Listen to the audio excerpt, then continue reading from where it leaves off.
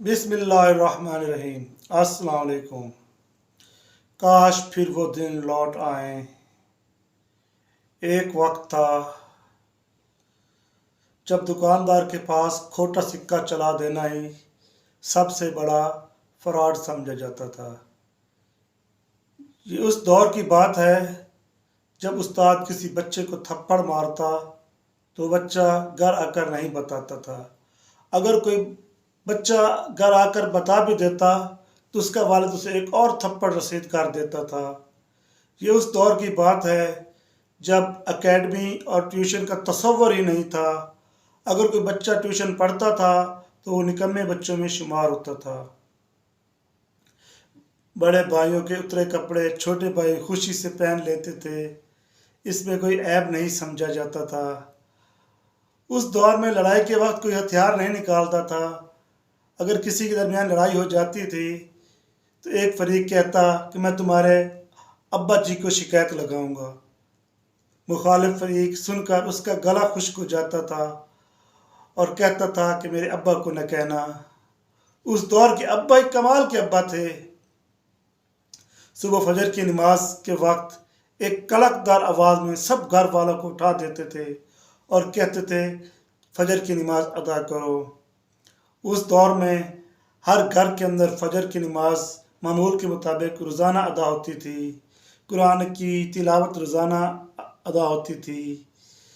कोई बेनमाजी नहीं था। कैसा दौर था। उस दौर के अंदर अगर कोई किसी के यहाँ मेहमान आ जाता तो हम साए हसरत भरी निगाह से देखने लग जाते थे और ख्वाहिश फरमाने लगते थे कि इस मेहमान को हमारे घर भी ले आइएगा। अगर कोई मेहमान किसी घर चला भी जाता तो वहाँ पेटी में रखे फ़िनाइल की खुशबू में बिस्तर निकाले जाते थे। खुश आमदीद और शेरों की कढ़ाइयों वाले तकिए निकाले जाते थे। मेहमान के लिए एक धुला हुआ तौलिया गुसल खाने में लटकाया जाता था। एक नया साबुन गुसल खाने में रखा जाता था। मेहमान के लिए ख़ास किस्म के खाने पकाए जाते थे। उसकी बहुत इज़्ज़त की जाती थी। उस दौर में मेहमान की बहुत कदर होती थी। जब मेहमान वापस जाने लगता था उस वक्त घर के हर फर्द के आंखों में उदासी के आंसू होते थे और मेहमान जाते जाते घर के किसी छोटे से बच्चे को 10 रुपए का नोट पकड़ाने की कोशिश करता तो पूरा घर इस एहतजाज पर उस टूट पड़ता कि इस नोट को वापस करो। मेहमान फिर भी छोटे बच्चे को 10 रुपया दे के ही जाता था। उस दौर के अंदर किसी के यहाँ कोई गमी का माहौल होता तो सब बराबर के शरीक होते थे। सब उसके काम काज में हाथ बटाते थे।